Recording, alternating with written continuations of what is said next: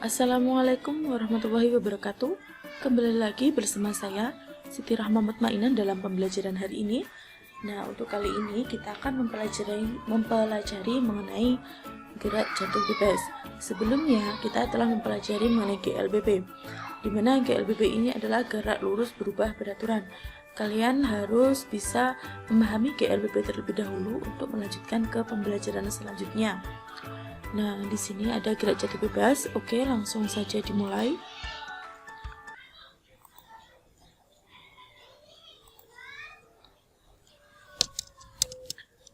Apakah itu gerak jatuh bebas? Di sini ada yang bisa menyebutkan gerak jatuh bebas. Silahkan dituliskan di kolom komentar.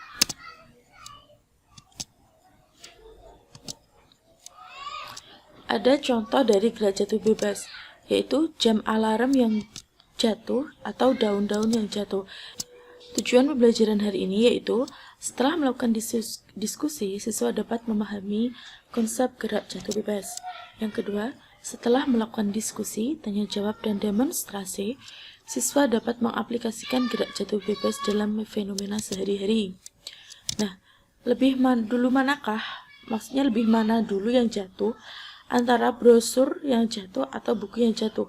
Padahal kedua benda ini memiliki masa yang berbeda. Menurut pendapat adik-adik sekalian, lebih dulu manakah? Antara brosur yang jatuh atau buku yang jatuh?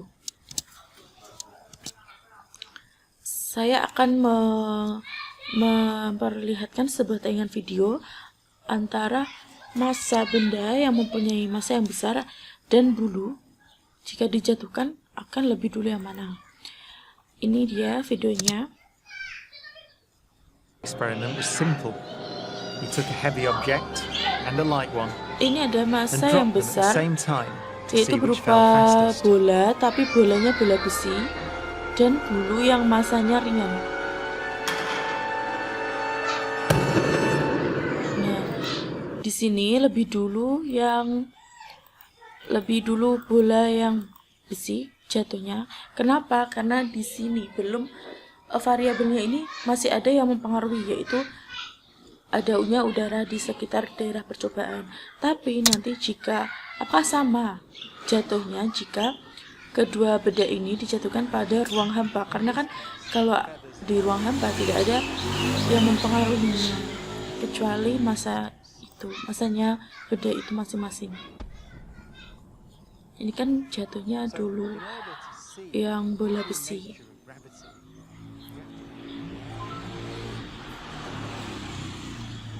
Nah, ini jika di percobaannya menggunakan ruang hampa, tidak ada udara yang mempengaruhi, tidak ada gaya-gaya lain yang mempengaruhi antara kedua benda tersebut dengan massa yang berbeda. It takes 3 hours to pump out the 800,000 cubic feet of air from the chamber. We dropped 2 Militor in the last 30 minutes. But once it's complete, there's a near Oke, akan saya percepat ya. 6104 and 140 we are go for drop.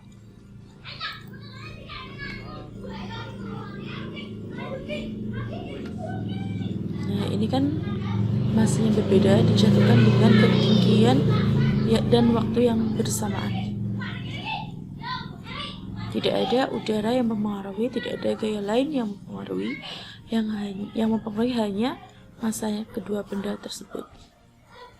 Dan faktanya adalah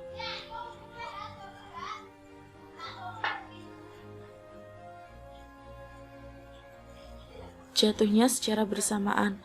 Artinya apa? Ini massa kedua benda tidak mempengaruhi kapan waktu jatuhnya. Artinya seperti ini. Misalkan buku ini tadi kan dijatuhkan dan brosurnya dijatuhkan dengan ketinggian yang sama dan waktu yang bersamaan. Pasti ada yang berpikir seperti ini. Buku massanya lebih berat, jadi jatuhnya lebih dulu daripada brosur. Tapi kan faktanya tidak ya. Yang lebih dulu jatuh tidak ada, tetapi bersamaan. Seperti itu konsepnya. Langsung ke gerak jatuh bebas, konsepnya seperti apa? Bila sebuah benda dilepaskan pada ketinggian tertentu dari tanah tanpa kecepatan awal, maka benda tersebut dikatakan mengalami gerak jatuh bebas. Jadi gerak jatuh bebas itu merupakan benda yang jatuh tanpa kecepatan awal, alias kecepatan awal sama dengan 0. Terjadinya gerakan ini akibat adanya pengaruh percepatan gravitasi bumi terhadap benda yang arahnya menuju ke pusat bumi.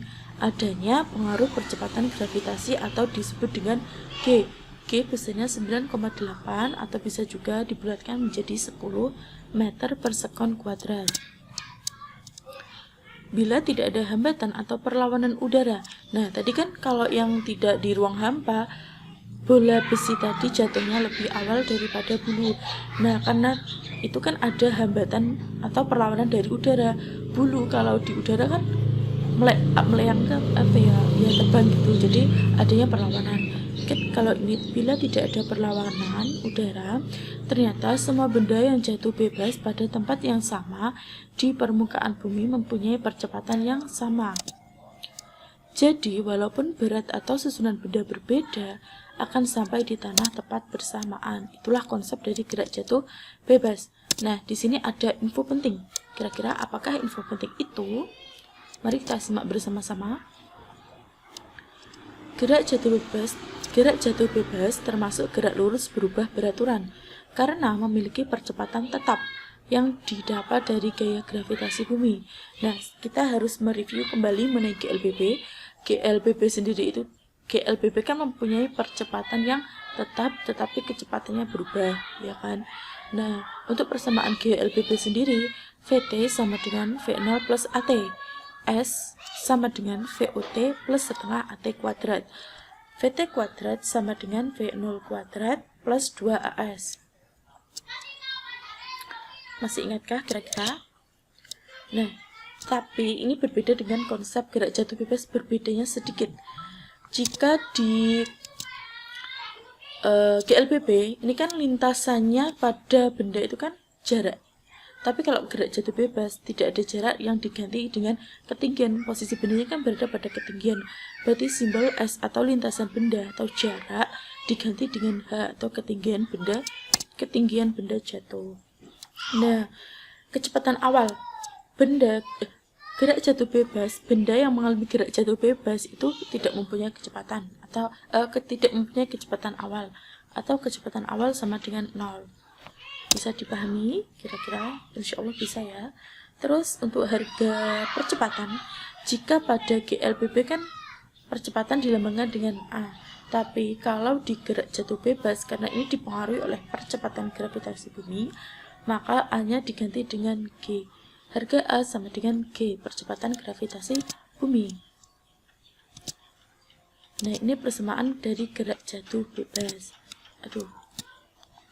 Sehingga dari catatan yang perlu diingat tersebut, maka persamaan gerak jatuh bebas sebagai berikut. Nah, dari GLBB tadi kan seharusnya VT sama dengan V0 plus AT. Karena pada gerak jatuh bebas ini tidak mempunyai percepatan awal, V0-nya sama dengan 0, sedangkan kan tinggal AT. A-nya diganti dengan G, gitu saja ya. Berarti VT sama dengan GT. Nanti bisa saya kembalikan di sini. Sebentar. Nah, di sini ini kan karena kecepatan awalnya 0, maka kan tinggal AT, A-nya diganti G karena dipengaruhi gaya gravitasi. Berarti kecepatan akhir dari gerak jatuh bebas sama dengan VT sama dengan GT, tinggal gitu saja. Gravitasi dikalikan dengan waktu.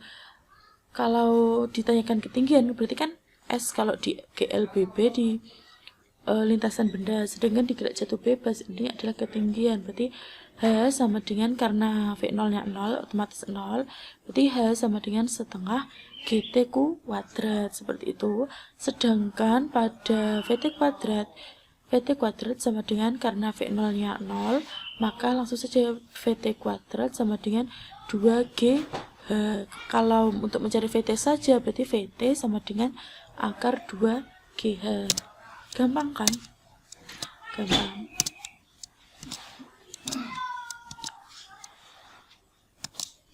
Nah, ini bisa dipahami ya.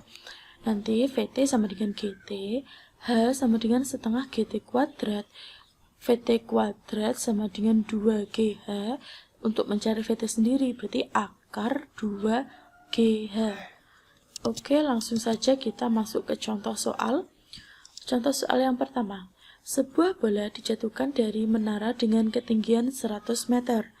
Berapa ketinggian bola dari permukaan tanah setelah 1 sekon, 2 sekon, dan 3 sekon? Untuk yang kedua, seorang siswa terjun dari papan kolam renang setinggi 8 meter dari permukaan air tanpa kecepatan awal. Tinggi siswa diabaikan. Jika massa siswa tersebut 50 kg dan gravitasi bumi sama dengan 10 meter per sekon kuadrat, kecepatan siswa tersebut saat membentur air. Berarti kan ini yang ditanyakan kecepatan akhir, sedangkan ini yang ditanyakan setelah 1 sekon, 2 sekon, dan 3 sekon. Baiklah, langsung ke jawabannya. Ini tadi yang diketahui apa? Yang diketahui adalah G, gravitasi 10 meter per sekon kuadrat, sedangkan pada gerak jatuh bebas ini kan V0-nya sama dengan 0. Tinggi awal apa tadi?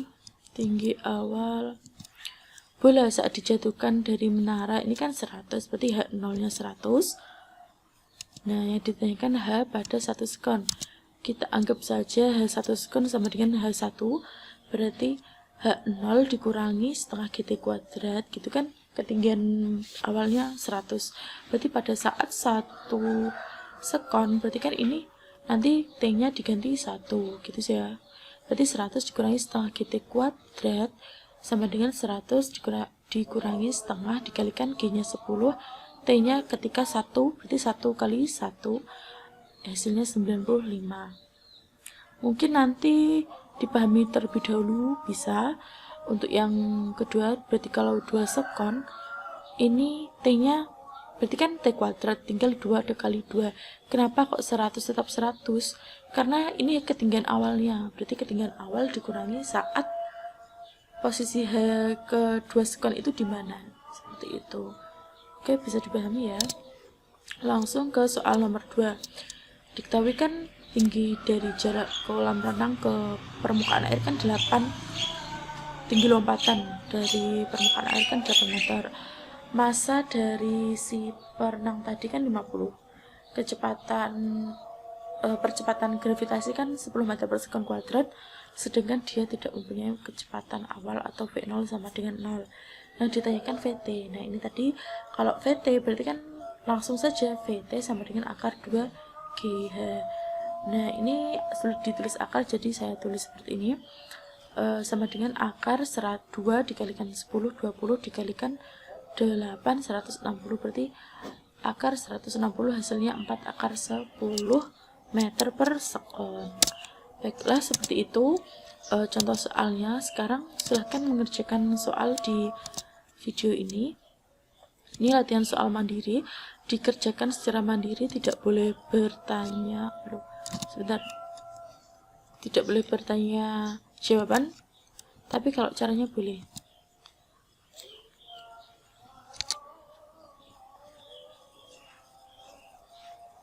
Nah, ini untuk soal mandirinya. Sekian penjelasan dari saya. Bila ada salah, mohon dimaklumi. Wassalamualaikum warahmatullahi wabarakatuh.